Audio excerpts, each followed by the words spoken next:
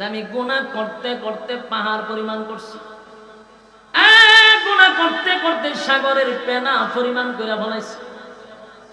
এটা যদি একটা সময় বুঝে আসে, আর বান্দা যদি তার সমস্ত গুনার উপরে লজ্জিত হয়ে যায়, ঈমান আছে কিন্তু গুনাহ আছে, ঈমান থাকার উপরে গুনাহ আছে, গুনাহ আছে ঈমানও আছে গো।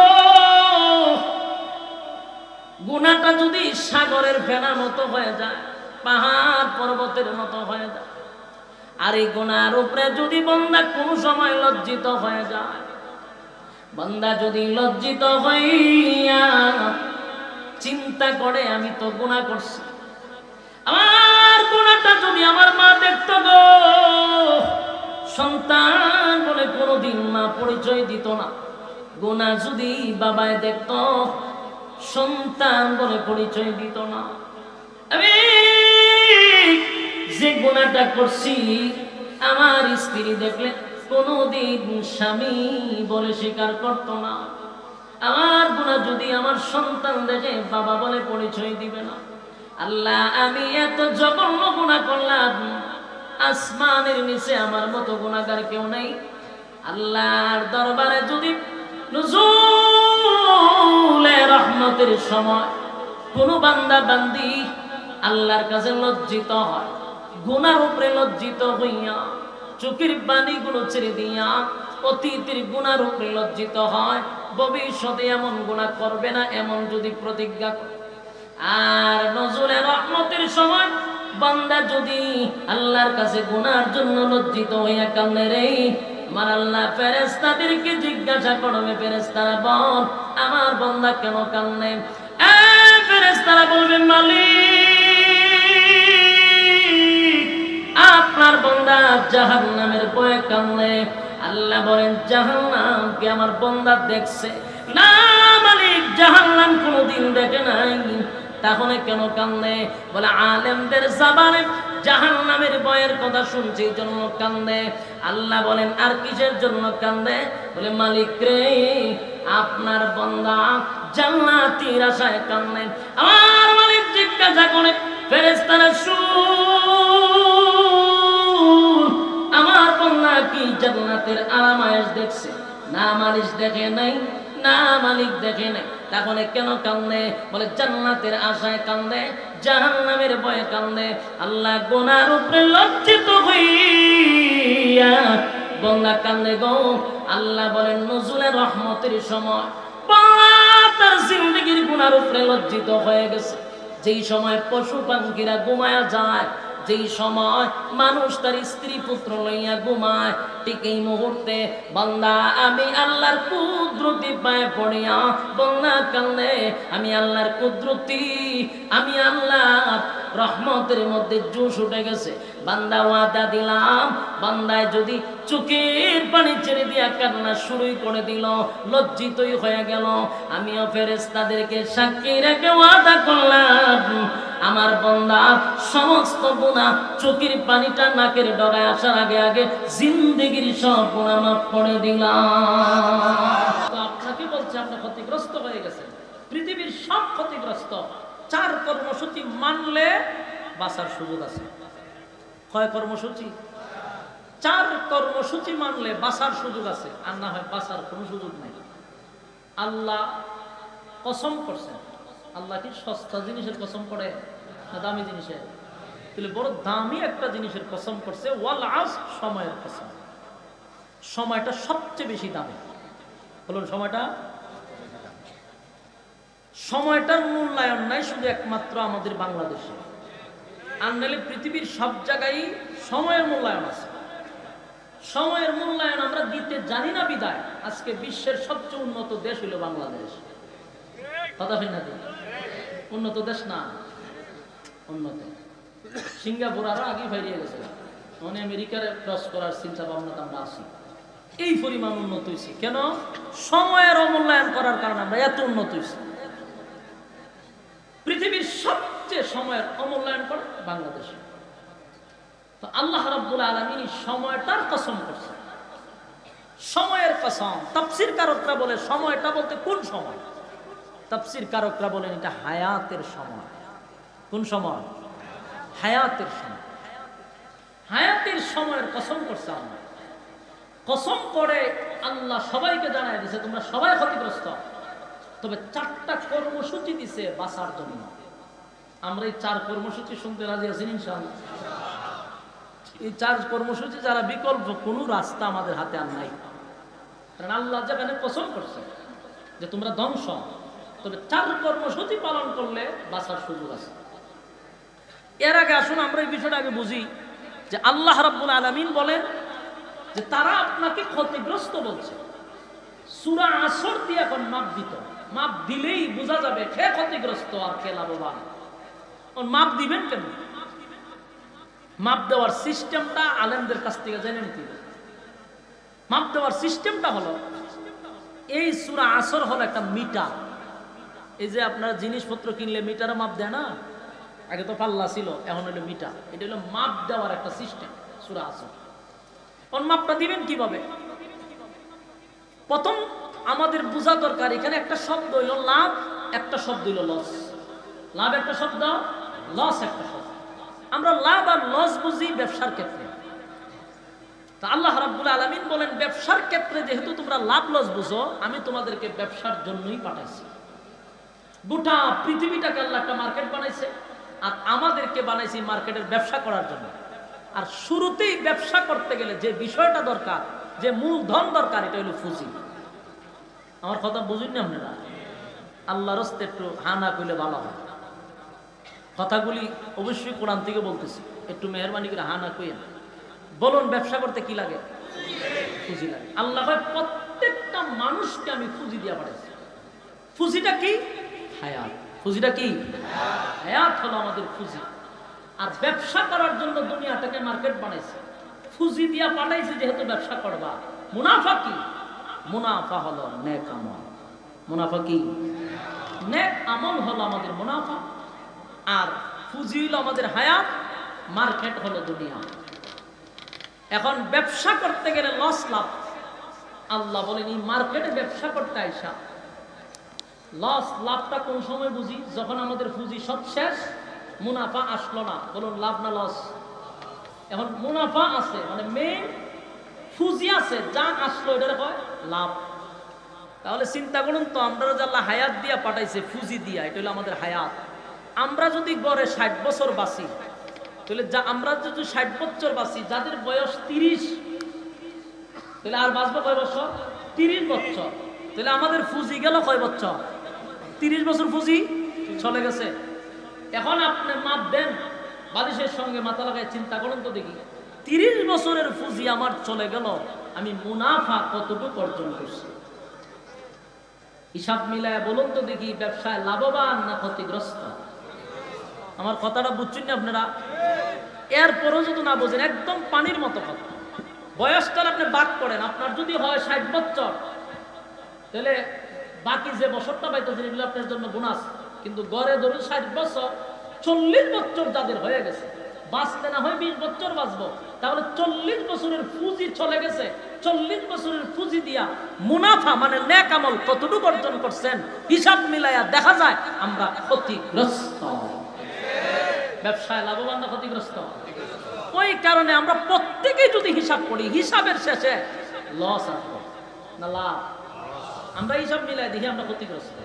এই জন্য আল্লাহ শুরুতেই বলছেন ওয়াল আসর, সময়ের কসম, ইন্নাল ইনসানা লাফি খুসর, পৃথিবীর সব মানুষ ক্ষতিগ্রস্ত। কারণ যারাই হিসাব মিলাবে লাভবান হবে না ক্ষতিগ্রস্ত। কারণ হায়াত পুঁজি যেই পরিমাণ গেছে এই পরিমাণ কিন্তু মুনাফা আসে নাই, না আসছে? মুনাফা বেশি না আসলে তো আমরা লস। এই জন্য আল্লাহ সবাই ক্ষতিগ্রস্ত। বেঈমানটা যখন রাসূল হয় আপনি ক্ষতিগ্রস্ত, আল্লাহ এরা যখন মাপ দিত দিয়া দেখো এরা ক্ষতিগ্রস্ত না আপনি ক্ষতিগ্রস্ত, হিসাব মিলায় দেখা যায় তারা ক্ষতিগ্রস্ত। এই আয়াত, এই সূরা নাযিল হয়েছে ১৫০০ বছর আগে, এখন আসেনি? হুকুম আসেনি? কিয়ামত পর্যন্ত থাকবে। কিয়ামত পর্যন্ত মানুষকে আল্লাহ মাপ দেওয়ার জন্য বলছে। গড়ে মিলায়া 60 ধরো, 60-এর মধ্যে তোমার বয়স কত হিসাব করো, এই পরিমাণ পুঁজি চলে গেছে, বাকি ব্যবসা দিয়ে কি পরিমাণ মুনাফা অর্জন করছো, হিসাব মিলায়া দেখা যায় ক্ষতিগ্রস্ত। এখন 4 কর্মসূচি যদি পালন করি আল্লাহ বলেন বাঁচার সুযোগ। এটা একটু পিছনে নিচ্ছেন, এটা পিছনে নেন, এটা এমন একটা সিস্টেমে দিচ্ছে।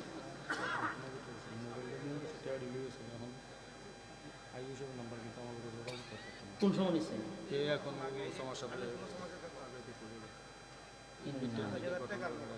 কত আপনি হিসাব করে চলবেন না, এখানে তো সব ইরেঞ্জি জানেন 100%। আইসে ওয়াজন তো মোবাইলটাও নিচ্ছে, টেহাটিও লয়ে গেছে। চিন্তা করছে সবাই কি ওয়াজনতে আসছে না কিছু হিরঞ্চি পকেট মারি কেন আছে না নাই? সাবধান, টেকাও নিছে, মোবাইলও লয়ে গেছে। ওই যে মুসল্লির বেশে আসছে, টুপি টাপি মাথার দিয়ে, আর তো সুযোগ সন্ধান কোন জায়গায় বিল লাগবো আর বাস পকেট আর ঢুকাই দেবে। চিন্তা করছেন, আচ্ছা দাঁড়ান দেখতেছেন, চিন্তা করছেন কারবারটা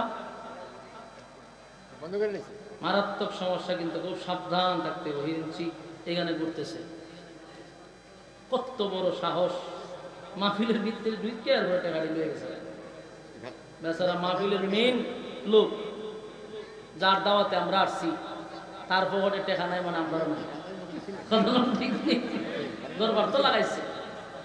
আমি সব মোবাইল বন্ধ, অনেকক্ষণ ধরে আমি ফোন দিতেছি, মোবাইলটা বন্ধ পাইতেছি, মোবাইল বন্ধ না, এই বিষয়টা বন্ধ, হুজুরেরটাও বন্ধ হয়েছে, দেখতেছে না। আচ্ছা দেখতেছে, আচ্ছা বসেন, খুব সাবধান, পকেট মকেট সাবধান রাখেন। সবাই কিন্তু আপনার মতো মুসল্লি না, সবাই যার যার ধান্দা আছে না নাই, সাবধান সাবধান। এটা তো হইব, এটা 100%। এই জন্য একটু সচেতন থাকা, সবাই পকেট সাবধান রাখেন, পকেট সাবধান রাখেন। চিন্তা করছেন, টেকাও নিচে, মোবাইলও লেগেছে। 27,000 নিচে। আচ্ছা, আল্লাহ এর হেদায়েত দান করুক। আমিন। সম্মানিত সুধী, এখন আসুন, এখন এই যে ক্ষতিগ্রস্ত আমরা হব, এটা আল্লাহ ডাইরেক্ট কসম করে বলে দিছে। কিন্তু আল্লাহর মায়া দয়া বেশি তো আমাদের প্রতি, এই জন্য 4টা কর্মসূচি দিছে। কয়টা কর্মসূচি? 4টা কর্মসূচি দিয়ে এটাই বুঝাইছে, বাঁচতে চাইলে 4 কর্মসূচি পালন করতে হবে। মানে আপনারা কি 4 কর্মসূচি পালন করতে রাজি না? আপনারা খুব বিরক্ত লাগতেছে, আপনারা লক্ষণ খুব খারাপ, বিরক্ত লাগতেছে নি? 4 কর্মসূচি পালন করা ছাড়া বাঁচার কোনো সুযোগ। আসুন আমরা 4টা কর্মসূচি দিয়া আমার আলোচনা শেষ। এর ভিত্তিতে হুজুরের সাথে আমরা যোগাযোগ করতে চাই। এসে পড়ব। 1 নম্বর, ইল্লাল্লাযীনা আমানু। ইল্লাল্লাযীনা আমানু, 1 নম্বর কর্মসূচি হলো ঈমান। 1 নম্বর কর্মসূচি কি? ঈমান। 1 নম্বর কর্মসূচি হলো ঈমান। রব্বে কারীম বলেন ইল্লাল্লাযীনা আমানু, ঈমান আনতে হবে কার উপরে? 1 নম্বর ঈমান আনতে হবে আল্লাহর উপরে। এই কথা কর্মসূচির 1 নম্বরটা হলো ঈমান। 1 নম্বর বলার পরে আপনার ভিতরে প্রশ্ন আসতে পারে, হুজুর আমরা যারা বসছি সবাই তো ঈমানদার দাবি করি বসছি, তাহলে তো 1 নম্বর কর্মসূচি অলরেডি পালনই করছি, ঠিক না? কিতা বুঝুন? রব্বে কারীম বলেন 1 নম্বর হলো ঈমান। ঈমান আনতে হবে আমি আল্লাহর উপরে। তাহলে 4টা কর্মসূচির মধ্যে 1 নম্বর হলো ঈমান। এখানে যারা বসছি কেউ কি বেঈমান হইয়া বসছি না? সবার দাবি আমরা ঈমানদার। একটু আওয়াজ দিলে কি গুণ হইব? সবাই তো ঈমানের দাবি লইয়া বসছি, কেউ কিন্তু বেঈমান হইয়া বসিনি। তাহলে আমরা তো 1 নম্বর কর্মসূচি অলরেডি পালন করে বলেছি, ঠিক না? তাহলে আল্লাহ কেন বললেন ঈমান আনো এক আল্লাহর উপরে? মালিক ঈমানদারকে ঈমানের ওয়াজ কেন করলো? আমরা যদি সবাই ঈমানের দাবি নিয়ে এখানে বসি, তাহলে তো আল্লাহ আমাদেরকে ওয়াজ করার দরকার ছিল না। কথা হয় না? বেঈমানরা ঈমান আনার কথা বলার দরকার। কিন্তু কোরআনের বহু জায়গায় দেখবেন ইয়া আইয়ুহাল্লাযীনা আমানু, আল্লাহ ঈমানদারকে ঈমানের ওয়াজ করে। কথা হয় না? ঈমানদারকে জাহান্নামের আগুন থেকে বাঁচার জন্য আল্লাহ বলে ইয়া আইয়ুহাল্লাযীনা আমানু কু আনফুসাকুম ওয়া আহলিকুম নারা। এখানে আল্লাহ ঈমানদারকে বলে জাহান্নামের আগুন থেকে বাঁচো। ইল্লাল্লাযীনা আমানু, আল্লাহ বলে ঈমান আনো। তাহলে ঈমানদারকে আল্লাহ ঈমানের দাওয়াত দেয়। কথা কম এটা একটু পিছনে নিতেন কইলাম সোফাটা বসল বসল ভালো লাগবে না। ইল্লাল্লাযীনা আমানু, ঈমান আনার কথা আল্লাহ বলছে। তাহলে হিসাব মিলায়া দেখা যায় ঈমানদারকে আল্লাহ ঈমানের দাওয়াত দেয়। কথা দিবেন না? প্রশ্ন হলো ঈমানদার, আমরা তো ঈমানের দাবি নিয়ে এখানে বসছি, কেউ কিন্তু বেঈমান হইয়া বসি নাই গো। সবার ভিতরে ঈমান আছে, দাড়ি আছে, টুপি আছে, নামাজ পড়ি, সর্বদিক মিলাইয়া ঈমানদার দাবি করে প্যান্ডেলের ভিতরে ঢুকলাম। এখন আমাদেরকে ঈমানের দাওয়াত দেওয়া হয় কেন? কথা হয় আল্লাহ বলেন ঈমান আনতে হয়। ঈমান তোমরা আনছি কারণ আমরা ঈমানদার দাবি করি বসছি, কিন্তু এরপরও আমাদের কাছে ঈমান মাপার কোনো থার্মোমিটার নেই। না আছে? ঈমান মাপার থার্মোমিটার যদি থাকতো আর এটা দিয়া যদি মাপ দেওয়া হতো, তাহলে দেখতেন বক্তা শ্রোতা উভয়ের ঈমানের কোটা জিরোতে দেখা দিত। কথা হয় না? কারণ আমরা কোন কথা ঈমান যায়, কোন কথা ঈমান আয় জানি না। ঈমান মাপার কোন থার্মোমিটার আমাদের কাছে নাই রে। এই জন্য আমরা সুদ খায়াও ঈমানদার দাবি করি, ঘুষ খাওয়ার পর ঈমানদার দাবি করি, নামাজ না পড়াও ঈমানদার দাবি করি, টেন্ডারবাজি সাদাবাজি কইরাও ঈমানদার দাবি করি, খুন বদমাশি কইরা ঈমানদার দাবি করি, এরপরে দর্শনের সেঞ্চুরি করার পর ঈমানদার দাবি করি, আর লুটপাট করার পর ঈমানদার দাবি করি। বাস্তব না বাস্তব? একটা কারণ হলো ঈমান মাপার কোনো থার্মোমিটার নাই, যার কারণে সবাই দাবি কইরা বসে রয়েছি আমরা ঈমানদার ঈমানদার। আমরা যদি আসলে ঈমানদার হতাম তাহলে আল্লাহ ঈমানদারকে ঈমানের ওয়াজ করত না। যুবক ভাই, ঈমান এমন একটা বড় নিয়ামত, ঈমান সবচেয়ে বড় নিয়ামত। ঈমান কেমনে যায় আমরা জানিও না, হাসতে হাসতে ঈমান আমরা বিক্রি করে দিই। 5 টাকার চার কাছেও ঈমান বিক্রি হয়। কথা হয় না? বুড়া বুড়ির সময় এলে দেখবেন লাঙ্গল মার্কায় গিয়া চা খাওয়ায়, বুট কারে দিবি, আপনারই দিব। চা আপনি খাওয়াইছেন, বুট আপনারই দিব। এবার আনারস মার্কা চা খাওয়াইছে, বুট কারে দিবি, আপনারই তো দিব। চা আপনি খাওয়াইছেন বলা একতারা মার্কা গিয়া জিগায় বুট কারে দিবি, কফি খাওয়াইলাম, বুট কারে দিবি, আপনারই দিব। বলুন তো দেখি বুট কয়টা দিল? কয়জন নেই? বুট একটা দিল, 3 জন নেই। ঈমান আছে না গেছে? তাহলে আমাদের অভ্যাস এত খারাপ, 5 টাকার কাছে ঈমান বিক্রি হয়। আবার অনেক মানুষ ফার্মেসিতে, কদিন আগে আমি গেলাম, দেখি এক বেচারা ডাক্তার রে হইতেছে কালকার ওষুধটা না খেলে মরি গেছিলাম বুকের ব্যথা। তার মানে ওষুধে তারে বাঁচাইছে। এই কথাটাও সাংঘাতিক, আমরা কিন্তু এগুলা বলি। এই কথার দ্বারা ঈমান চলে যাওয়ার সম্ভাবনা আছে না নাই? ওষুধ আমাকে বাঁচাইতে পারে না। আবার অনেকে বলে আমার সন্তানটা যদি বিদেশে না থাকতো না খাইয়া মরতাম। হয়নি? কোন কথায় ঈমান যায় আমরা জানি। যুবক ভাই, আমাদের ঈমান দে আমাদের কাছে থাকে না, এটা আল্লাহ বালা কইরা জানে। কথা কয় না? আমাদেরকে আল্লাহ বলেন বান্দারে জায়গায় বে জায়গায় মাথা টেকাইলো কিন্তু ঈমান যায়। কথা হয় না? মাথা খার জন্য, কপাল খার জন্য বানাইছি। রব্বে কারীম বলেন কপাল আমি বানাইছি বান্দা আমার জন্য। একমাত্র মাথা নত করবি আমি আল্লাহর কাছে। আল্লাহ ছাড়া কোথাও যদি মাথা নত করো ঈমান থাকবো নি। জায়গায় বে জায়গায় মাথা টেকাইলে চলবো নি। মাজারে দরগায় বাবার পায়ে, অমুকের পায়ে, তমুকের পায়ে মাথা টেকানো যাইব। তাহলে আমাদের ঈমান ঠিক এইভাবেই চলে যায়। এরপর আমরা দাবি করি ঈমানদার। কথা হয় না? ঈমানের দাবি নিয়া ঈমানদার, ঈমানের দাবি নিয়া বসে আছে। কিন্তু সকাল বিকাল ইমান চলে যায় আমরা বলতে পারি না। আর ইমান এত দামি,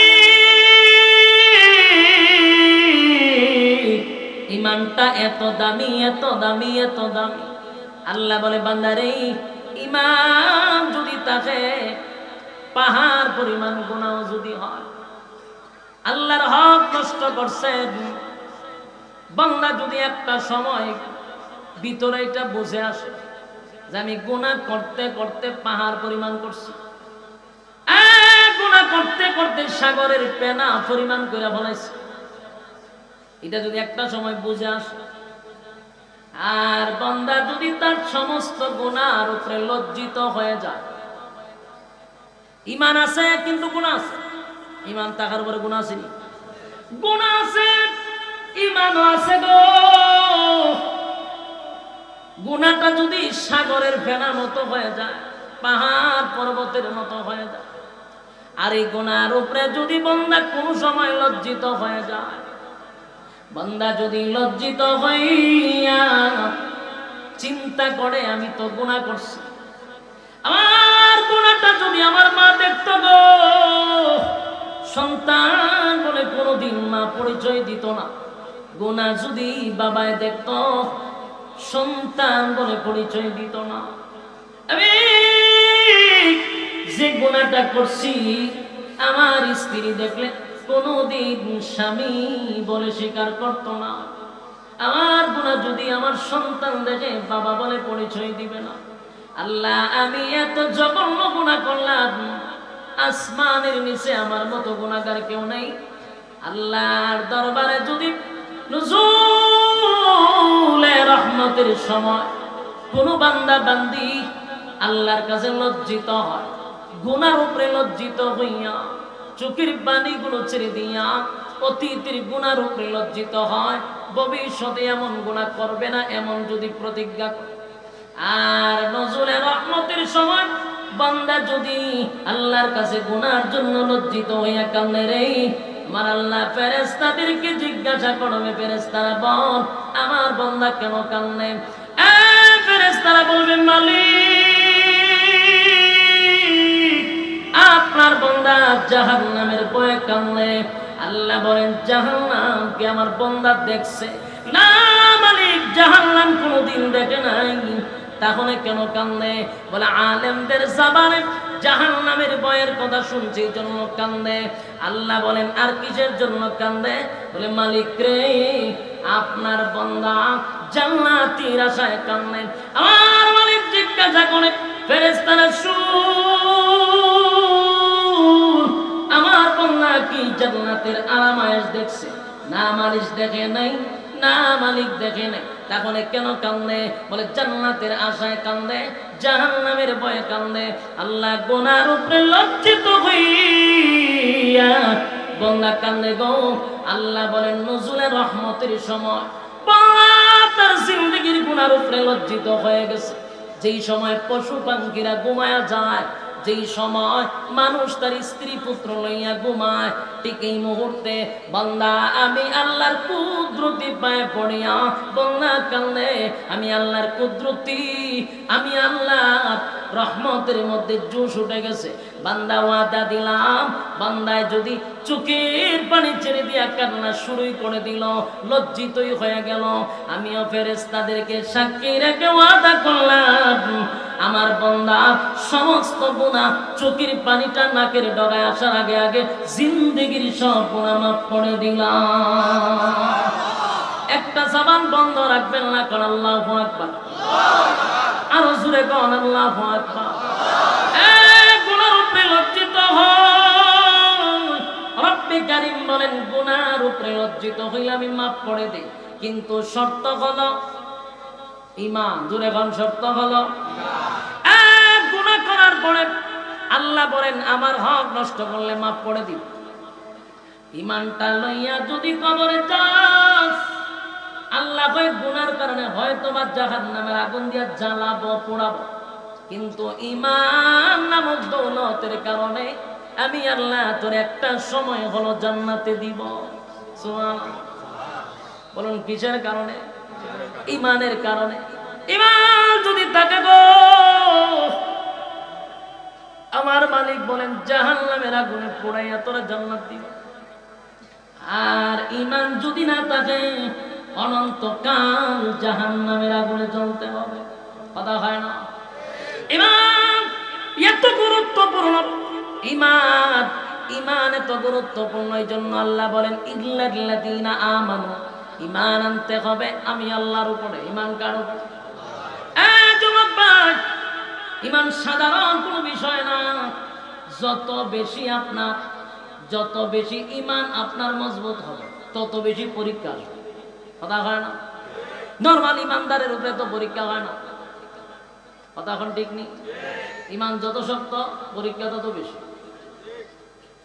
প্রত্যেকটা মুমিনের উপরে পরীক্ষা হয়, কিন্তু এই পরীক্ষায় উত্তীর্ণ হতেই হবে। পরীক্ষা ছাড়া কেউ জান্নাতে যেতে পারবে? কথা হয় না? দি প্রত্যেকটা মুমিনের পরীক্ষা হবে, ঈমানের পরীক্ষা হয়। ঈমানের পরীক্ষা না দিয়া কেউ জান্নাতে যেতে পারে না। যুবক ভাইরা, আজকে গোটা পৃথিবীর মধ্যে তাকায়া দেখেন, ফিলিস্তিনিরা এখন ঈমানের পরীক্ষা দিতেছে। কথা হয় না? ঈমানের পরীক্ষা ফিলিস্তিনিরা দিতেছে। আমরা বৈশা বৈশা শুধু নিন্দা জানাবো না, আমাদের জন্য পরীক্ষা শুরু হয়েছে। কথা কই না? দি ফিলিস্তিন মার খায়, আর আমরা এখানে বৈশা বৈশা শুধু নিন্দা জানাই, কিন্তু আমরা জানি না ঈমানের পরীক্ষা বাংলাদেশের মুসলমানের উপর শুরু হয়েছে। ঠিক আছে? বাড়ি দিয়ে কইবে পাকিস্তানের উপর ঈমানের পরীক্ষা শুরু হয়েছে। 57টা মুসলিম দেশে ঈমানের পরীক্ষা শুরু হয়েছে, কিন্তু আমরা মুসলমান লাল চামড়া কুত্তাগুলির পা ছাড়তেছি, পরীক্ষার খবর নাই। বাস্তব না বাস্তব? লাল চামড়াদের পা ছাড়তেছি প্রত্যেকটা মুসলমানের দেশে, প্রত্যেকটা নাগরিক, প্রত্যেকটা ঈমানের উপরে পরীক্ষা শুরু হয়েছে। বাংলাদেশে বসে আছি, ঈমানের পরীক্ষা শুরু হয়েছে নি? পরীক্ষা শুরু হয়ে গেছে। মুসলমানের রক্ত ঝরতেছে, আর তুমি তসবিহ টপলে এখন চলবে না। এখন কি তসবিহ যাওয়ার সময়? সম্মানিত সুধী, গোটা বিশ্বের সব মুসলমান ঐক্যবদ্ধ হতে হবে, এক প্ল্যাটফর্মে আসতে হবে। বিশেষ করে আমরা যারা আছি, আমাদেরকেও সর্বপ্রথম এক হতে হবে। ঐক্য ছাড়া বিকল্প কোনো রাস্তা নাই। আমরা কি আওয়াজ করতাম? আমরার মধ্যে তো ঐক্য নাই, কপাল তো আমরার খারাপ। এতগুলা ইসলামিক দল না হইয়া যদি সব মিললে একটা হইতো, কিতাব বোঝই রাম বামরা কথা কইবার সাহস পাই তুই আমরা লাগে। আমরা 15 জন হইলে একটা ব্যানার লই, আমি একটা দল, 20 জন হইলে আরেকটা দল। ওমা দলের অভাব নাই, এত দল বাংলাদেশ।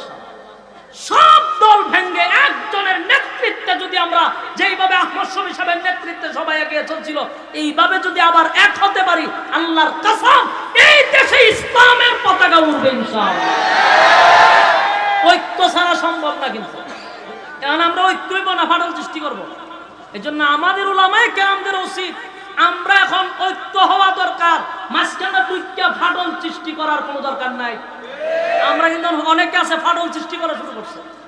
আমরা সেই ঐক্য হইতে মাঝখানটা দেয় ফাটল সৃষ্টি করে না। যতদিন না পর্যন্ত ঐক্য না হব, আল্লাহর কসম মায়ের খাইতেই থাকবে, মায়ের খাইতে থাকবে 100%। আজকে আপনি খাইতেছেন, কালকে আমারও ধরবো, এটা নিশ্চয়তা নাই।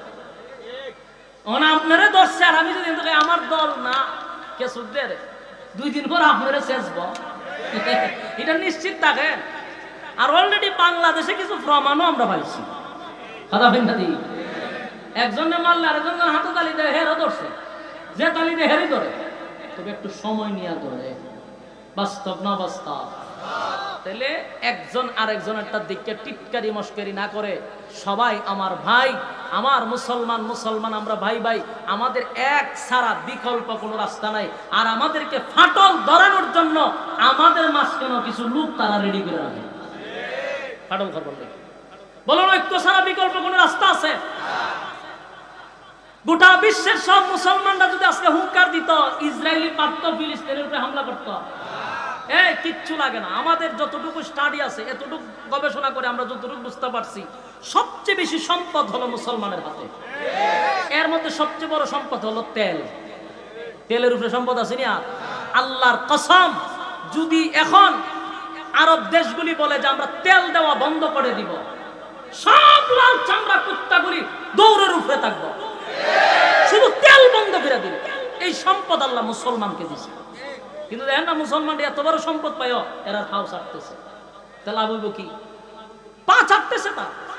খালি মুসলমান একটা হুঙ্কার দিলে আজকে প্রতিদিন সকালে লাশের মিছিল দেখতে হয় না। এর একটা কারণ হলো আমাদের মধ্যে ঐক্যই নেই, ঐক্য নাই। সাবধান, ঐক্য চাই যে কোনো দলের হোক। আমরা ঐক্যের জন্য কোনো তরিকা দেখব না ইনশাআল্লাহ। তরিকা থাকতে পারে, ভিন্ন তরিকা একজন থাকতে পারে, তার তার তরিকা মতো চলতে দেন, কিন্তু মুসলমান হিসেবে আমরা এক প্ল্যাটফর্মে আসতে হবে, এছাড়া বিকল্প রাস্তা নাই। তো আমি জানি আমার কথাগুলি আপনাদের কাছে বেশি মজা লাগবে না, কথাটা সবার কাছে যে পছন্দ এমন না, কারণ আমরা দেশে যেহেতু ফাউন্ডেশন লই একটা ব্যানার লই দৌড় মারি, তো সুতরাং আমার এই কথাগুলি আপনাদের কাছে যে পছন্দ হবে এটা আমিও জানি পছন্দ হবে না। কারণ আমরা 20 জন হইলে এখন আমি চিন্তা করলাম আমার সভাপতি বানাও, আমার নেতা বানাও। এই নেতাগিরির বাপ যতদিন না ছুটবে ততদিন এই বাংলাদেশে ইসলামিক আইন কায়েম কোনোদিন কায়েম হবে না। যতই স্বপ্ন দেখেন ইসলামী হুকুমত কায়েম হবে, কখনো সম্ভব না। কারণ আমার ভিতরে নেতাগিরির বাপ আছে। আমি ফাউন্ডেশন লয়ে সভাপতি দিতাম চাই, ফাউন্ডেশন লয়ে আমি প্রধান অতিথি দিতাম চাই। দেখে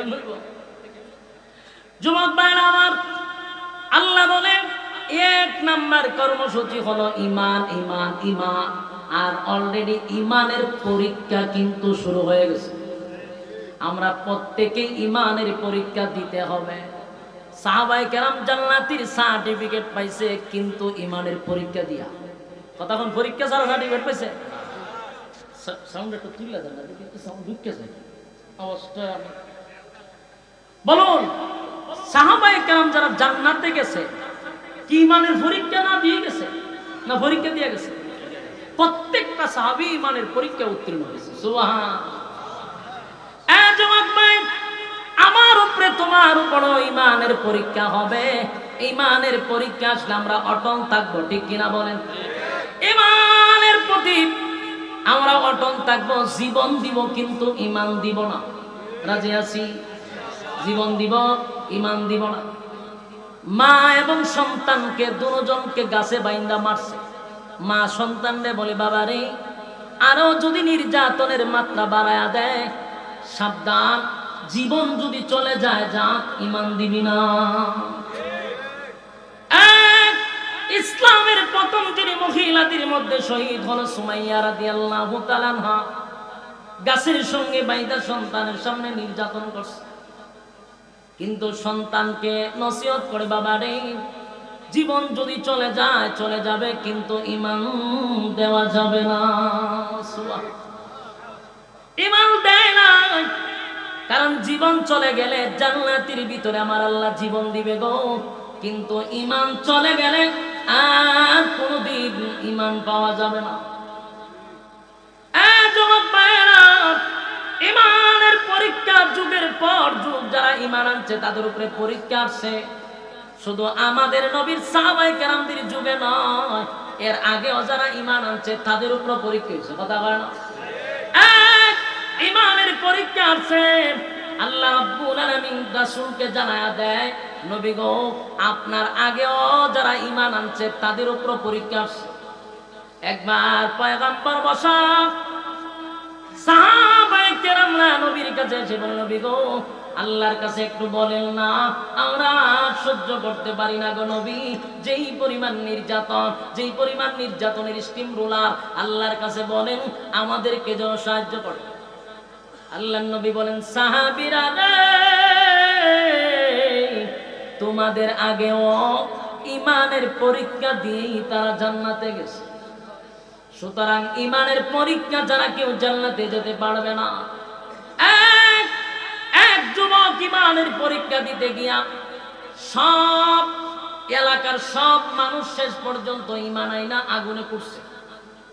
ঈমান আনার পরে আগুনে পড়ছে, কিন্তু ঈমান দেয় নাই। রাসূল দুনিয়াতে আসার প্রায় 200 বছর আগের ঘটনা। এক যুবক কালেমা পড়ার কারণে জালেম বাদশা নির্যাতন করছে। একটাই অপরাধ, ইমান কেন আনলো? তার উপরে নির্যাতন শুরু হয়ে গেল, নির্যাতনের স্টিম রোলার চাপায়া দিল। এরপর তাকে বাদশা ডাক দিয়া নিয়া বলে, আমি ছাড়াও কি তোমাদের কোনো খোদা আছে? যুবক ডাক দিয়া বলেন, আমার রব যিনি, তিনি হলেন আল্লাহ, যিনি আসমান আর জমিন সৃষ্টি করছে, যিনি আমারও সৃষ্টি করছে, যিনি আপনাকেও সৃষ্টি করছে, ইনি হলেন আমার রব আল্লাহ। জালেম শাসকের মেজাজটা গরম হয়ে গেল, আমায় ছাড়াও তোমাদের কি খোদা আছে বলা আছে? তাহলে এই ইসলামের দাওয়াত খোদার থেকে পাইলাম। রিমান্ডে নিয়ে যখন অত্যাচার শুরু করলো, যুবক বলে দিল পাদ্রির কথা। পাদ্রি কেউ আইনা এ কিভাবে সাইজ করা শুরু করছে, মারতে মারতে নির্যাতনের স্টিম রোলার চাপায়া দিল। এবারে পাদ্রি যখন বলল, কোথা থেকে তুমি এই দাওয়াত শুরু করছো? আর কেউ আসেনি বলে, না আমি তারে দাওয়াত দিছি ইমানে। আরেকজন মন্ত্রী ইমান আনছে, তিনজনকে এবার মন্ত্রী এবং ওই পাদ্রি দুজনের মাথার উপরে করাত রয়েছে। করাত চিরুনি গাছ দেখানে করাত নাইকা বলে, করাত দিয়ে মাথা দুখণ্ডিত করব। ইমান ছাড়বি না করাত দিয়ে দুখণ্ডিত করব? চিন্তা করেন ইমানের কত পাওয়ার। করাত তার কপালে লাগানো। করাত রাইকাই বলেন, জালেম বাদশাহ ইমান আনছি এক আল্লাহর উপরে, করাত দিয়া যদি দুখণ্ডিত করা হয়, একটা সেকেন্ডের জন্য ইমান ছাড়ব না। বলুন, আমি আপনারা সবাই মিলে এমন পরিস্থিতিতে যদি পড়ি যে আমরা মাথার উপরে করাত আছে, ঠিক আছে, করাত লাগানো, বলুন তো দেখি আমাদের কয়জনের ইমান টিকবে? কয়জনের ইমান টিকবে বলুন? আল্লাহর কাছে দোয়া করেন এমন পরিস্থিতিতে যেন আমাদেরকে আল্লাহ না ফেলায়।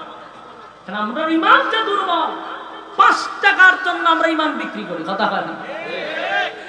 এক প্লেট বিরিয়ানি আর একটা ডিম খাওয়ার জন্য আমরা ইমান নষ্ট করি। বাস্তব না বাস্তব? এই হলো আমাদের ইমানের অবস্থা। এক প্লেট বিরিয়ানি আর একটা ডিম খাইয়া বাস জান্নাতের সার্টিফিকেট 1 জনকে দিয়া দিতেছে। কি চমৎকার, কি চমৎকার! হেরার মাথার উপরে যদি খরাত রাখে, কিতা বুঝো থাকবো না যাইব? লক্ষণ খারাপ। ডিমে যদি অৎকার নিতে পারে, খরাতে কিতা করবে? বাস্তব না বাস্তব? আল্লাহর রাসূল বলেন, ইমানের পরীক্ষা আসবে, উত্তীর্ণ হতে হবে, জান্নাত পাইবা। কেউ ইমানের পরীক্ষা না দিয়ে জান্নাতে যেতে পারে না। তবে দোয়া করেন, আল্লাহ এমন পরীক্ষা আপনি আমাদেরকে ফেলায় না, আমরা ইমান বড় দুর্বল। আল্লাহ আমরা এমন পরীক্ষায় যদি পড়ি, আল্লাহ ভালো জানে আমাদের অবস্থা কি হবে। আপনারা তা বলতে পারেন, আমি আমার নিয়ে চিন্তা করি। করার যদি মাথায় রাখে, কয়জন আমরা টিকতে পারবো? এই জন্য দোয়া করা, মালিক ইমান বড় দুর্বল, এমন কোন পরীক্ষা দিয়েন না গো মালিক, যে পরীক্ষার সামনে আমরা ইমান হারা হয়ে যাই। আল্লাহ এমন পরীক্ষা দিয়েন না। তবে পরীক্ষা আসবে, এটাই স্বাভাবিক। কথা হয় না? প্রস্তুত থাকতেই বলি। শুধু তসবিহ আর কপালের মধ্যে দাগ ফালাইয়া মক্কায় গিয়া হাজি নাম পালাইয়া এখানে দায়িত্ব শেষ না। পরীক্ষার জন্য প্রস্তুত থাকেন। কথা হয় না? পরীক্ষার জন্য প্রস্তুত থাকেন। যার ইমান যত শক্ত, তার উপরে তত মুসিবত। বাস্তব না বাস্তব? সাহাবাই কেরামদের ইমান ছিল আমাদের মতো। কথা হয় না? আমাদের মতো ইমান ছিল না, এই জন্য তাদের উপরে নির্যাতনটা ওইভাবেই আসছে। কথা কই না দি? নবীদের ইমান আমাদের মতো, সাহাবীদের মতো না আরো শক্ত। এই জন্য আল্লাহ মাছের পেটের ভিতরে পর্যন্ত নিছে। কথা হয় না? আগুনের ভিতরে পর্যন্ত ভালাইছে। পরীক্ষা করে নাই? রাসূলের দান দান ভাঙছে, রক্তাক্ত করছে। যার যত ইমানের ইও বেশি, তত পরীক্ষাটাও বেশি কঠিন। আর কঠিন থেকে কঠিন। আমরা যে অবস্থা, আমাদের ইমান যদি আরো শক্ত হয়, পরীক্ষাটাও আরো কঠিন হবে। কথা হয় না? যুবক ভাইরা আমার, 1 নাম্বার হলো ঈমান। ঈমানিল্লাযীনা আমানু, ঈমান আনতে হবে আমি আল্লাহর উপরে। যুবক ভাইরা আমার, ঈমানের ক্ষেত্রে কোনো স্যাক্রিফাইস নাই। না করবেন আপনারা? ঈমান রাখতে গিয়ে যদি যত বড় মুসিবত আসুক, এর জন্য মোকাবেলা আমরা করব ইনশাআল্লাহ। কথা হয় না? ইমান দিব না, সব দিতে রাজি। কি দিতে রাজি না? কারণ 4টা কর্মসূচির মধ্যে 1 নাম্বারই হলো ঈমান। 1 নাম্বার ইল্লাল্লাযীনা আমানু, ঈমান আনতে হবে আল্লাহর উপরে। এটা হলো কর্মসূচি নাম্বার কত? 2 নাম্বার হলো ওয়া আমিলুস সালিহাত। 2 নাম্বার হলো নেক আমল। 2 নাম্বার কি? 2 নাম্বার হলো নেক আমল। নেক আমল, নেক আমল। গোটা পৃথিবীর দিকে তাকায়া দেখেন, মানুষ কি নেক আমলের দিকে বেশি না গুনাহের দিকে বেশি? গুনাহের প্রতিযোগিতা হচ্ছে, নেকির প্রতিযোগিতা কম কম। নেকির প্রতিযোগিতা কম, গুনাহের প্রতিযোগিতা বেশি। কথা কোন ঠিক? আরে যুবক ভাইরা, ইল্লাল্লাযীনা আমানু, ঈমান আনো। 2 নাম্বার ওয়া আমিলুস সালিহাত, নেক আমল করো। কারণ 2 নাম্বার কর্মসূচি হলো নেক আমল। নেক আমল, নেক আমল ছাড়া কেউ আল্লাহর দয়া মায়া জান্নাতে যেতে পারবে না। নেক আমল থাকার দরকার আছে না? 2 নাম্বার হলো নেক আমল। বেশি বেশি করে গুনাহের প্রতিযোগিতা করব না, নেকির প্রতিযোগিতা। নেকির প্রতিযোগিতা করব, কারণ 2 নাম্বার হলো নেক আমল। 3 নাম্বার হলো ওয়া তাওয়াসাউ বিল হক। 3 নাম্বার কথা হলো, 3 নাম্বার কর্মসূচি হলো হক কথা। হ্যাঁ, 3 নাম্বার কি? 3 নাম্বার হলো হক কথা। বলুন তো দেখি, হক কথা তিতা না মিঠা? দেখি মিঠা না তিতা? করল্লার চেয়ে বেশি তিতা। হক কথা এমন তিতা, কোন সমাজে এটা মানে বরদাস্ত করতে পারে না। ঠিক? কিন্তু আল্লাহ কয় হক কথা বলা লাগবে। 6 নাম্বার কর্মসূচি হক কথা তিতা, কিন্তু এটা বলতে হবে। আরে হক কথা বলতে হবে, আল্লাহর ওয়ার্ডার কর্মসূচি 3 নাম্বার। তোমার হক কথা বলতেই হবে। হক কথা যদি তুমি বলো, আল্লাহর হুকুম 3টা নাম্বার কর্মসূচির মধ্যে 3 নাম্বার হলো হক কথা। হক কথা তোমার বলতেই হবে। শুধু হক কথা হুজুরের লাগিয়া, ইমাম সাহেবের লাগিয়া, খতিবের লাগিয়া আমরা মনে করি হক কথাটা হুজুররা বলবে, বক্তারা বলব, ইমাম খতিবরা বলবে। সাধারণ মানুষের জন্য হক কথা নাই না? আছে। কর্মসূচি 3, তাহলে সবার জন্য হক কথা বলতে হবে। কথা কই না দি? হক কথা যদি ইমাম বলে, ইমামের খতিবগিরি নাই। বাস্তব না বাস্তব? হক কথা যদি কোনো প্রিন্সিপাল বলে, তার প্রিন্সিপালগিরি নাই। হক কথা যদি বক্তা বলে, তো বক্তারে না সাইড দেওয়ালের প্রতিবন্ধীরা তো। মোট কথা হক কথা বলতে পারবা না, কিন্তু আল্লাহ বলা লাগবে। কর্মসূচি কয় নাম্বার? 3 নাম্বার কর্মসূচি। হক কথা বলতেই হবে, বলতেই হবে, বলতেই হবে। এটা তিতা হোক, আল্লাহর অর্ডার। হক কথা বলতে হবে। শুধু ইমাম নয়, শুধু খতিব সাহেব নয়, শুধু বক্তা নয়, সাধারণ মানুষ আপনাদেরও হক কথা বলা দরকার। গ্রামের যারা সালিশ করে, এটা তো শহর, এখানে সালিশ মালিশ খুব কম। কিন্তু গ্রামে যারা সালিশ করে, যারা সর্দার সালিশ দরবার করে, ওই সর্দার গলির থেকে নিয়ে হক কথা বলা দরকার। কথা খায় না? তাদের হক কথা না বলার কারণে নির্দোষ মানুষটা এখন দোষী হয়, দোষী মানুষটা নির্দোষ হয়। অভাব হলো হক কথা। কথা খায় না? ওই গ্রামের একটা সালিশ পর্যন্ত প্রভাব ঢুকে গেছে।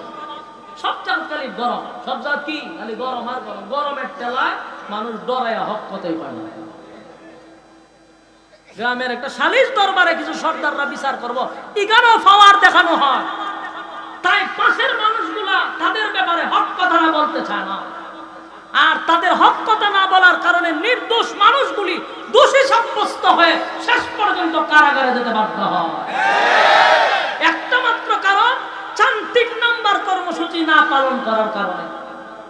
বাস্তব না বাস্তব? বেচারা 5 ওয়াক্ত নামাজ পড়ে, মাথায় একটা কালো দাগ আছে, তসবিহ একটা হাতে আছে, মসজিদ থেকে বাইরে বাসা পর্যন্ত যাবে, পাশে ঢোল বাজনা হইতেছে, ডান্স তো পাগলো ডান্সের গানের আওয়াজ হইতেছে, বেচারা তসবিহ পড়ে আর সুবহানাল্লাহ সুবহানাল্লাহ, সি সি সি সি আমরা কেডা করতেছে, এটা কার ছেলে এরকম গান বাজনা বাজা? তখন কয় চাচা এটা তো সৌদির আলীর গুলা, বড় খারাপ সুবহানাল্লাহ সুবহানাল্লাহ সুবহানাল্লাহ। তাই তসবিহ আছে, তাই কি আছে? তসবিহ। আর এদিকে নিন্দা জানাইতেছে, হে বালুইলনের ফুলা বালুইল কেমনে, সুবহানাল্লাহ সুবহানাল্লাহ সুবহানাল্লাহ। মসজিদের ভাষায় এরকম ডুল বাজনা বাজনা ঠিক নেই। সুবহানাল্লাহ সুবহানাল্লাহ সুবহানাল্লাহ সুবহানাল্লাহ, এই খানবাজা হলো ঠিক হয়েছি না, সুবহানাল্লাহ সুবহানাল্লাহ, এ মানুষ হইতো না, সুবহানাল্লাহ সুবহানাল্লাহ, এগুলো কইতে কইতে বেচারা গিয়ে দোকানও কইছে, কই বসে দোকান হবে সুবহানাল্লাহ তসবিহ তো আছে, সুবহানাল্লাহ সুবহানাল্লাহ করে এক কাপ চা দে, সুবহানাল্লাহ সুবহানাল্লাহ, দেখছো নি ডুল বাজনা কেমনে বাজায়, সুবহানাল্লাহ সুবহানাল্লাহ, এদিকে তাকাইস না, সুবহানাল্লাহ, টিভিটা ছাড়ছেন, সুবহানাল্লাহ সুবহানাল্লাহ সুবহানাল্লাহ, ফিলিস্তিন আর ইসরায়েলের যুদ্ধ চলতেছে, টিভিটা বালা করে সারা, সুবহানাল্লাহ সুবহানাল্লাহ, বেচা কিনি হয় না তোর দোকান, সুবহানাল্লাহ সুবহানাল্লাহ সুবহানাল্লাহ, বাকিটাকে দিস না, সুবহানাল্লাহ সুবহানাল্লাহ, আর সগির এলে বুলো বাকি দিস না, সুবহানাল্লাহ সুবহানাল্লাহ, এর ফুলাটা মানুষ হইছে না, এও মানুষ হইছে না, সুবহানাল্লাহ সুবহানাল্লাহ, 100 কত হইছে? ওই তো তসবির মাথা একটা আছে, এখানে একটা সুমা দেয় 100, কিন্তু 100-র ভিতরে যা খাম পু খাম দিনের খাম রাত্রে খাম সব ঢুকাইছে। এইরকম মুসল্লি আপনারা চোখের সামনে পড়ছেন, কত লম্বা তসবি লইয়া হাতে মসজিদের বাড়িয়ে দৌড়াদৌড়ি করে, কিন্তু তার সামনে আখাম কুখাম হইতেছে সেপ পালাইয়া দেয়, সেপ পালায় এগুলো আমরা নিন্দা জানাই, হইয়া মসজিদও যায় বাড়িতেও যায়। বলুন হক কথা কি খালি হুজুররারই নাই তসবিওয়ালার? আল্লাহ হয় 3 নাম্বার কর্মসূচি মানছত না তো জাহান্নামে ইচ্ছা মতো শেষ করা হবে। বলুন 3 নাম্বার কর্মসূচি কি মানল? কোথাও হক কথা নাই, সমাজের বিচারও নাই, প্রতিনিয়ত তালাক হইতেছে, স্বামী স্ত্রী ঝগড়া লাগতেছে আর তালাক 14 গোষ্ঠী দিতেছে। উনি তালাকের বিচার করবো কে? ইমাম, ঠিক না? এই তালাকের বিচার করে গ্রামের সালিশ দরবার যে করে কিছু সুৎকুর আর ঘুষখোর লম্পট বদমাশগুলি বসে তালাকের বিচার করতে। তো বিচার করতে গিয়ে কি কয় জানেন নি? কইছে যাক যা রইবার হয়ে গেছে গা, রাগ কইরা কইছে কি তা হইতে এটা গুসা কইরা তালাক দিছে, এটা কোনো অসুবিধা নাই, বাচ্চা কাচ্চা আছে, অন যাইবো কই, আচ্ছা এটা মিলাই দাও। কথা বুঝতেছেন? কত বড় লম্পট! আল্লাহ যেখানে নিষেধ করছে আল্লাহরে আবার ঠিক করে মিলাইয়া দেয়। তালাক দেন যে রাগ কইরা কি কইরা, তালাক কি মানে হাসতে হাসতে দেয়, হাসতে হাসতে বলে তোমার ছেড়ে দিছি, কথা কয়নি। তালাকটা কেমনে দেয়? রাগ করিতে দেয়, হেরা বিচার করে রাগ করে দিলাইছে। যে বলুন তো দেখি, পিস্তল আমার হাতে, আমি যদি কেউ হাসতে হাসতে গুলি করি মরবনি? রাগ করে গুলি করলে তো দুর্নীতি মরতেছে, হাস্যাস দিল মরে, গুসা কইরা যদি গুলি করি তাও মরে। তালাক হাসতে হাসতে দিল তালাক হয়, কাঁদতে কাঁদতে তালাক দিলে হয়, রাগ করে দিল হয়। কিন্তু লম্পটরা বিচার করে বাচ্চা কাচ্চা হয়ে গেছে, বাচ্চা যাক এটা একটা মিলাই দিলাই দিলাম। বিচার করার কথা ছিল কে? বিচার করল কে? সমাজের বাস্তবতা এরকম বর্তমানে আছে না নাই? এর একটা দোষ হলো আমরা দলে দলে ভাগ হইতেছি, বাস আমরার যে দায়িত্ব ছিল এটি আমরা জানি। আমরা দায়িত্ব হন আমরা বুঝছি মসজিদ ইমামতি করো আর দাওয়াত টাওয়াত খামু, কেউ মরলে 40 পড়ামু আর খতম টতম আইবো, সুবহানাল্লাহ সুবহানাল্লাহ পড়মু, বাস 100 টাকা দিব আমরা আইবো। দুঃখের সাথে বলতেছি এটি কি আমরা দায়িত্ব? ইমাম শব্দের অর্থ হইল নেতা। ইমাম শব্দের অর্থ কি? যিনি মসজিদের ইমাম আর খতিব, একটা চেয়ারম্যানের চেয়ে তার পাওয়ার বেশি, এলাকার সমস্ত সালিশ দরবার তার দরকার। আজকে যদি ইমাম আর খতিব যদি এলাকার বিচার করত, এলাকার সালিশ দরবার ইমামদের হাতে দায়িত্ব দেওয়া হতো, আল্লাহর কসম নির্দোষ মানুষ কোন সময় দোষী হতো না, দোষী মানুষ নির্দোষ হতো না, তালাকপ্রাপ্ত মহিলারা যারা সন্তান জন্ম দিত না। আফসোসের বিষয় হলো ইমামদেরকে বুঝাইছে তোমরা হুজুর গরম ভাত খাইবা আর 500 টাকা তোমরা দিব, ইমামতি তোমরা দায়িত্ব নিবা, বিচার আছে আমরা তো ছেড়ে দিই। কি বাট করে শুরু করছে সর্দার ওলার বিচারগুলো আমি বহুত দেখছি, তার 10টায় বিচার করতো, এই বুড়াই 8টা এক, কিন্তু বিচারে গিয়া পাট পাট হয়। আগেই পরামর্শ করে আমি এমনি কমু, তুই এমনি কইবি, তুই আর আমি লেগে যাবো ঝগড়া, বিচার আবার 1 সপ্তাহ পরে ফেলাম এর মধ্যে। আমি তো তার সাথে চলি, এই গ্রুপটা যখন এইসব আলাপ করতেছে আমি দাঁড়ায় বলা পরে আমি বলে আহামি বুঝি করে হজুর আপনি তো বুঝতেন না, আমি সব বনা সেটা আমার ওয়াজ না হওয়া পর্যন্ত আমি ঠান্ডা হইতাম না, সারা দেশের মানুষের মনে হয় হেরা বইয়া নিয়ত করতেছে আমরা যখন করে 1 সপ্তাহ দিলে তো বিচার হইতেছে না, এখন কিতা করা ও খাল খাতে আমি শেষ করে ইসলাম, তুই তো মাঝখানে বাধা দিলি, হয় বেটা আজকেও বিচার হইতো না, আমি কমো এমনে, তুই খুবই এমনে, তুই খুবই এমনে, বাস লাগে তোমার চোখা আবার 1 সপ্তাহ পরে। এর লাভটা কি জানেন না? প্রত্যেক বিচারের ডেটে একটা করে বেনসনের প্যাকেট 1000 টাকা করে পাবো বিচারের আগে ভাউটি বা। এই হচ্ছে সালিশ দরবারের অবস্থা। সত্য না মিথ্যা? আর বর্তমানে গরিবের তো বিচার নাই, যার টেকা নাই এর বিচার নাই। বাস্তব না বাস্তব? হ্যাঁ, সত্য না মিথ্যা? আওয়াজ দিয়ে কর। সত্য কথা বলে যাই, মন দিয়ে শুনেন সবাই। সত্য কথা বলে যাই, মন দিয়ে শুনেন সবাই। এই সমাজের কোনো কাজে শান্তি তো ভাই মোটে না। এই সমাজের কোনো কাজে শান্তি তো ভাই মোটে নাই। সত্য কথা বলে যাই, মন দিয়ে শুনেন সবাই। এই সমাজের কোনো কাজে শান্তি তো ভাই মোটে নাই। এই সমাজের কোনো কাজে শান্তি তো ভাই মোটে না। অফিস আদালতে বাইরে ঘুষ বিনা চলে না কাম। ঘুষ পাইলে সব স্যারেরা বলে না সে নয়া কাম। বাস্তব অবস্থা। অফিস আদালতে বাইরে ঘুষ বিনা চলে না কাম। ঘুষ পাইলে সব স্যারেরা বলে না সে নয়া কাম। ঘুষ না দিলে আদালতে, বাস্তব না বাস্তব? ঘুষ না দিলে আদালতে মেলে না গরিবের ঠাই। এই সমাজের আদালতে গরিব দুঃখীর বিচার নাই। বাস্তব না বাস্তব? দেখা নাই বিচার নাই। কথা কথা দেখা নাই, দাঁড়ে দাঁড়ে ঘুরতেছে, কোর্টের বারান্দায় বারান্দায় ঘুরতেছে, টাকা নাই বিচার নাই। আর টাকা আছে, ওয়েলকাম, প্লিজ সিট ডাউন। কি লাগবে, গরম না ঠান্ডা? ওই যে টেকা স্যারে ডাক দেন, বসেন, কি খাইবেন স্যার? গরম না ঠান্ডা দিতা? আরেকবার দরের ভাগা ভাগে ঘুরতেছে, দরজার কিনারা কিনারা, বিছান নাই। আর হেরে কয় বসেন, গরম না ঠান্ডা? বাস্তব না বাস্তব? অফিস আদালতে বাইরে ঘুষ বিনা চলে না কাম। ঘুষ পাইলে সব স্যারেরা বলে না সে নইল কাম। ঘুষ না দিলে আদালতে বাইরে, ঘুষ না দিলে আদালতে মেলে না গরিবের ঠাই। এই সমাজের আদালতে গরিব দুঃখীর বিচার নাই। এই সমাজের আদালতে গরিব দুঃখীর বিচার নাই। সত্য কথা বলে যাই, মন দিয়ে শুনেন সবাই। সত্য কথা বলে যাই, মন দিয়ে শুনেন সবাই। এই সমাজের আদালতে গরিব দুঃখীর বিচার নাই। নামদারি করতে গেলে মুসলমান নামাজ রোজা ছাড়িয়া, খাজা বাবার নামে গান গায় ঢোল তবলা বাজাইয়া। নামদারি করতে গেলে মুসলমান নামাজ রোজা ছাড়িয়া, খাজা বাবার নামে গান গায় ঢোল তবলা বাজাইয়া। আরে গঞ্জার কুলকে টান মারিয়া, আরে গঞ্জার কুলকে টান মারিয়া খাজা বাবার শান দেখায়। কেউ বা আবার নবী দাবি করে ইমানটা হারায়। কেউ বা আবার নবী দাবি করে ইমানটা হারায়। সত্য কথা বলে যাই, মন দিয়ে শুনেন সবাই। এই সমাজের কোনো কাজে শান্তি তো ভাই মুঠে না। বাস্তব না বাস্তব? হক কথা বলতে হবে। রব্বে কারীম বলেন ৩ নাম্বার হলো হক কথা। কর্মসূচি যদি মানুষ, প্রত্যেকটা মানুষের উপরে দায়িত্ব হলো হক কথা বলতে হবে। হক কথা বলতে গিয়া ইমামের ইমাম নাও থাকতে পারে, খতিবগিরি নাও থাকতে পারে, বক্তাগিরি নাও থাকতে পারে, সালিশ দরবারে সরকারি নাও থাকতে পারে, কিন্তু আল্লাহ বলছেন ৩ নাম্বার কর্মসূচি হলো ইমাম। ইমান আনতে হইলে কয় নাম্বার? ৩ নাম্বার কর্মসূচি কি? হক কথা। জোরে এখন ৩ নাম্বার কর্মসূচি কি? হক কথা বলতে হবে। এবার হক কথা যদি না বলেন, কিয়ামতের ময়দানে আল্লাহর দরবারে জবাব দিতে হবে। কথা কয় না? যুবক ভাই, ৪ নাম্বার হলো ওয়াতাওয়াসাউ বিস-সবর।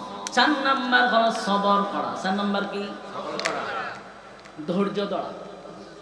সবর যদি থাকে, তাহলে যার ভিতরে ধৈর্য আছে সে ঈমান আছে। ঈমানটারে ধৈর্য দিয়ে রাখতে হবে। যার ভিতরে ধৈর্য নাই, তাহলে ঈমান রাখা কষ্ট। ২ নাম্বার হলো নেক আমল, তাও ধৈর্য লাগবে। ধৈর্য ছাড়া কি নেক আমল করা যাবে? কথা হয় না? ধৈর্য লাগবে নেক আমল করতে গিয়া। ৩ নাম্বার হলো বান্দারে, ৩ নাম্বার হলো হক কথা, এটাও ধৈর্য লাগবে। তাই সবরটা লাস্টে রাখছে। ১ নাম্বার ঈমান, ২ নাম্বার নেক আমল, ৩ নাম্বার হক কথা, ৪ নাম্বার ধৈর্য সবর। চার কর্মসূচি। এক নাম্বার আল্লাহ বলেন ওয়াল আসর, সময়ের কসম, সময়ের কসম, সময়টা হলো তোর হায়াতের কসম। আমি আল্লাহ প্রত্যেকটা মানুষকে আমি হায়াত দিছি, হায়াতটা তোমার পুঁজি দিছি বান্দারে, সেই পুঁজির কসম আমি আল্লাহ কসম কেনে বললাম ওয়াল আসর, সময়ের কসম, সময়ের কসম। ইন্নাল ইনসানা লাফি খুসর, আল্লাহ বলেন সময়ের কসম কেন বললাম? বান্দা শুন, পৃথিবীর সব মানুষ ক্ষতিগ্রস্ত, সব ক্ষতিগ্রস্ত। হিসাব মিলাই আমরা দেখছি কেউ লাভবান হতে পারলাম না। হায়াতটা যদি হয় 60 বছর, আমাদের জীবন থেকে 30 বছর চলে গেছে গো, আমাদের জীবন থেকে 30টা বছর চলে গেল। তার মানে 30 বছরের পুঁজি দিয়া আমরা কিন্তু মুনাফা অর্জন করতে পারলাম না। হিসাব মিলায়া দেখি ক্ষতিগ্রস্ত, ক্ষতিগ্রস্ত, ক্ষতিগ্রস্ত। আল্লাহ বলেন ইন্নাল ইনসানা লাফি খুসর, পৃথিবীর সব মানুষ ক্ষতিগ্রস্ত, তবে আল্লাহর মায়া দয়া বেশি। আল্লাহর নাম রহমান, আস্তিকরাও মহব্বত করে, নাস্তিকরাও মহব্বত করে। আল্লাহ বলেন 4টা কর্মসূচি দিলাম, আমি আল্লাহর মায়া দয়া বেশি। 4 কর্মসূচি যদি বান্দা পালন করস, ওয়াদা দিলাম ক্ষতিগ্রস্ত হবি না। 1 নাম্বার হলো ঈমান, 2 নাম্বার নেক আমল, 3 নাম্বার হক কথা, 4 নাম্বার হলো ধৈর্য। দিলের কান লাগায় শুনেন, বিশেষ করে রায়ের বাগের যুবকেরা, এখানে ভিন্ন জেলার মানুষ আছেন, এখানে ভিন্ন থানার মানুষ আছেন, এক একজনের এক এক মত, কিন্তু দিলের কান লাগায় শুনেন। আল্লাহ শুরুতে একটা কসম করছে, মালিক কিন্তু কসম ছাড়াও মালিকের কথার দাম আছে গো। এরপর আল্লাহ কসম করলো, কসম করলো ওয়াল আসর, সময়ের কসম। তাফসীর কারকরা বলেন এই সময়টাই এত দাম, এটা তোমার হায়াতের সময়, হায়াতের সময়ের কসম কইরা আল্লাহ কয় ইন্নাল ইনসানা লাফি খুসর, বান্দা কসম করে বললাম পৃথিবীর সব মানুষ ক্ষতিগ্রস্ত। এ যুবক ভাই, রব্বে কারীম যদি বলেন পৃথিবীর সব মানুষ ক্ষতিগ্রস্ত, বাঁচার উপায় আসেনি? কথা হয় না। আল্লাহ বলেন পৃথিবীর সব মানুষ ক্ষতিগ্রস্ত। 4 কর্মসূচি যদি বান্দা পালন করস, আমি আল্লাহ তোরে ক্ষতিগ্রস্ত করব না। 1 নাম্বার ঈমান আনবো আল্লাহর উপরে, ঈমান অবস্থায় কারো কাছে গিয়া সেজদা দিব না, কারো কাছে চাইব না, কারো কাছে সন্তান চাইব না, কারো পায়ের নিচে সেজদা দিব না। এ যুবক ভাই, ঈমান আনবো একমাত্র আল্লাহর উপরে। 2 নাম্বার হলো বান্দারে নেক আমল করতে হবে। নেক আমলের জায়গা হলো এই জায়গা, মাদ্রাসা, মসজিদ, ওয়াজ মাহফিল। এই জায়গাতে আসলে প্রত্যেকটা মানুষের আমল নামায় নেকি হয়, প্রতিটা অক্ষরে অক্ষরে 10টা করে নেকি আপনার আমল নামায় আল্লাহ ঢুকায়া দিচ্ছে। সুতরাং এটা নেকির জায়গা, এখানে বসলে নেকি হয়। আল্লাহ বলেন ওয়া আমিলুস সালিহাত, নেক আমল করো, নেক আমল করো। 2 নাম্বার নেক আমল। 3 নাম্বার হলো হক কথা বলতে হবে, যেটা তোমার সাধ্যের বাহিরে। এখানে তুমি মনে মনে ঘৃণা করতে পারো, কিন্তু যতটুকু তোমার শক্তি আছে সেখানে তুমি মোকাবেলা করো। হক কথা ছাড়া যাবে না। এটা যদি তিতা হয়, হক কথা বলতে গিয়া যদি আমার উপরে হামলা হয়, মামলা হয়, কিন্তু বান্দা হক কথা ছাড়বি না। 3 নাম্বার কর্মসূচি হক কথা। 4 নাম্বার হলো ধৈর্য। মাঝে মধ্যে বিভিন্ন বিষয়ে ধৈর্য ধরতে হবে। কথা